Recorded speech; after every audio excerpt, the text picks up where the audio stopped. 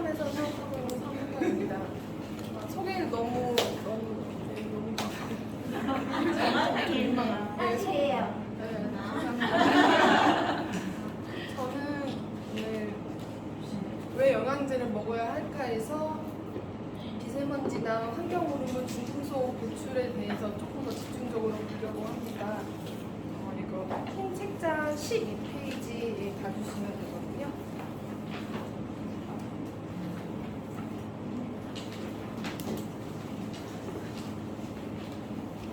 우리는 왜 영양제를 먹어야 될까요?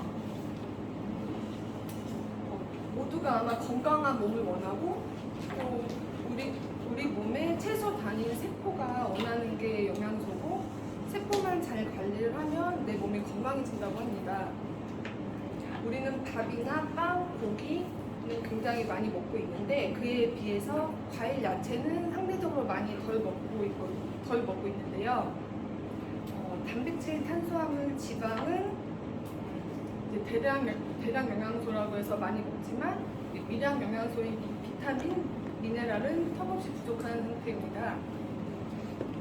나는 과일이나 야채를 잘 먹는데 그렇게 생각하시는 분도 있더라고요. 그런데 예전에 하고 지금하고는 좀 차이가 있기 때문에 예를 들면 땅 자체에 미네랄이 고갈되어 있고 50년 전에 비해서 영양소의 함량이 절반으로 줄어들었습니다.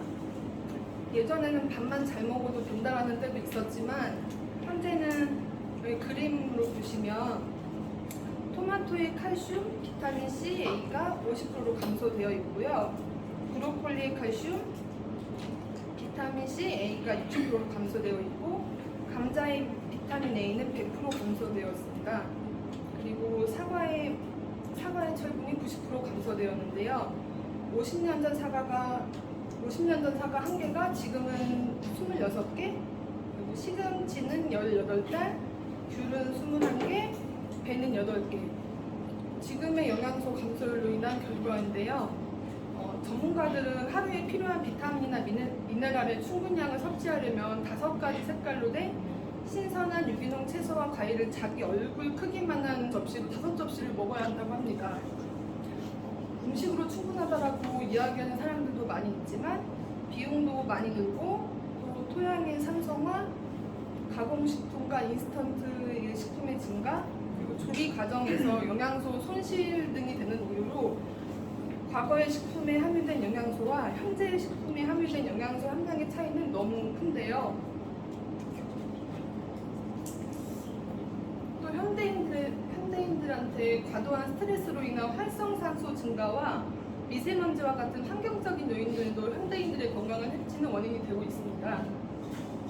충분한 항산화제가 들어있는 비타민, 미네랄과 다양한 색의 식물 성분인 파이토케미컬은 스트레스로 인해서 활성산소를 중화시키고 미세먼지 배출에 도움을 줄 수 있습니다.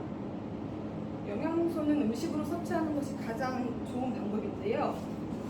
하지만 바쁜 현대인들은 골고루 섭취하는 게 쉽지 않고 영양 불균형 상태가 되기 쉽기 때문에 현대인들에게는 건강 보조식품, 즉 영양제는 선택이 아닌 필수입니다.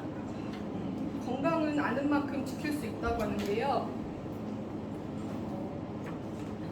채소와 과일을 대신해서 종합 비타민, 햇볕과 동물 내장, 버섯을 대신해서 비타민 D, 등푸른 생선을 대신해서 오메가3, 요거트, 김치, 된장을 대신해서 유산균, 멸치와 견과류를 대신해 칼슘과 마그네슘 등 미네랄 위주의 영양제를 구성하면 건강에 많은 기여를 할 것입니다.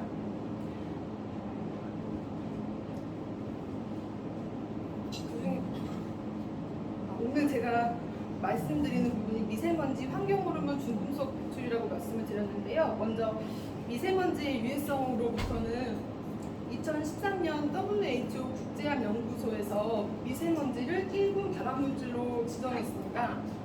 이는 여러 신체기관에 영향을 미치는데 첫 번째 호흡기계 질환을 유발하고 두 번째는 심혈관계 질환을 유발하고 그리고 마지막으로는 OECD에서도 연간 대기오염으로 인해서 조기 사망자 수가 700만 명으로 이른다고 합니다. 이처럼 미세먼지는 우리 건강에 미치는 영향이 크므로 미세먼지가 나쁜 이상인 날에는 실외 활동을 자제하는 것이 바람직합니다. 미세먼지에 이어서 환경 호르몬 말씀드리겠습니다. 환경 호르몬이란 우리 몸에서 정상적으로 만들어지는 것이 아닌 산업 활동으로 생성되고 분비된 화학물질로 생물체에 흡수되면 내분비계 기능을 방해합니다. 그로 인해서 생식기 장애, 신경계 장애를 일으킬 수 있고요. 환경 호르몬의 종류로는 다양하게 있지만 PS, 폴리스틸렌 소재로 컵라면 용기나 배달 용기, 비닐봉지, 요구르트 병 등이 있고 PVC, 폴리어마 비닐인 랩이 있고요. 그리고 다이옥신은 쓰레기가 소각될 때 나오는 환경 호르몬이고요. 프탈레이트는 플라스틱을 부드럽게 만드는 다소제인데 보통 의류나 아이들 장난감, 왕구, 반향제, 향수 그리고 매니큐어 등이 있고요. 그 다음은 이제 매스컴에서 워낙 많이 나와서 비스페놀 A라는 BPA가 있는데요. 영수증이나 은행이나 뭐 주민센터에 가면 순번 대기표가 있는데 그런 것과 최근에 제주 다녀오셨으면 탑승권에도 똑같다고 하더라고요. 이게 나노 캡슐로 코팅이 되어 있어서 열을 가하면 색이 나타나는 감염지라고 해요. 이거는 물보다 기름이 잘 녹는 물질이고 만질 경우에는 피부를 통해서 비스페놀 A가 몸속으로 유입이 되고 여성의 경우는 화장품의 유분기가 좀 많은 편이라서 비스페놀 A가 체내에 더 오래 남아 있다고 합니다. 이렇게 비스페놀 A가 함유된 영수증 같은 경우는 자원을 낭비하고 그리고 환경 호르몬 문제가 있는 거기 때문에 전자 영수증을 사용하는 것이 더 바람직할 것입니다. 그 밖에도 환경 호르몬 종류로 PFC, 과부라 화합물, 아웃도어 제품으로 만들어지는 게 있고요. 세집 증후군이나 페인트, 접착제, 카페트, 장신한 흡입하는 경우에는 톨루엔이라는 환경 호르몬이 있고 많이 알고 계시는 파라벤이 있는데 파라벤은 화장품이나 의약품의 이제 방부제인데요. 갑상선 질환이나 유방암이 걸리는 위험성이 높아서 지금은 점점 사용하지 않는 추세라고 합니다. 대신 천연 방부제라든지 아예 방부제를 사용 안 하는 그렇게 파라벤을 대처하고 있고요. 그리고 잉크나 페인트, 세정제 등 알킬페놀류라는 게 있고 비누나 샤워젤, 핸드로션, 치약이나 구강청결제, 데오드란트는 트리클로산이라는 이름이고요. 그리고 치약, 샴푸, 진통제, 피임약, 생리대 같은 경우는 제노에스트로겐이라는 성분이 있습니다. 우리 몸에 들어온 환경 호르몬의 약 99%는 24시간 내 소변으로 배출된다고 하는데요. 하지만 배출되지 못한 약 1%의 환경 호르몬이 우리 몸속에서는 해로운 영향을 미치고 매일 반복적으로 약 1%의 환경 호르몬이 우리 몸에 축적이 되고 우리 몸에는 일정한 양의 환경 호르몬이 계속 축적되고 있습니다. 우리는 하루 동안 최대 200종의 화학 물질에 노출되어 있다고 합니다. 환경 호르몬이 많은 제품 사용은 줄여야 우리 몸에 축적되는 환경 호르몬의 양도 감소할 것이고 환경 호르몬의 영향을 적게 받는다면 질병 발생률도 감소할 것입니다. 그리고 마지막으로 중금속 배출 같은 경우는 매스컴에서 워낙 많이 나오긴 했는데요. 참치캔 같은 통조림에도 비소가 소량 검출된 적이 있고 염분이 많은 음식, 간장이라든지 된장 같은 경우, 그리고 산성이 강한 김치나 양배추 같은 경우를 조리할 경우에는 알루미늄을 이렇게 잘 붙게 만들기 때문에 되게 위험하다고 하더라고요. 조리 시에 알루미늄이나 납, 카드뮴, 크롬, 니켈 등 금속 성분이 녹아 나오는 것이 문제인데요. 이때 흠집이 나서 코팅이 벗겨져서 녹아나는 하얀 알루미늄 음식을 끓일 때 녹아나게 되는 것입니다.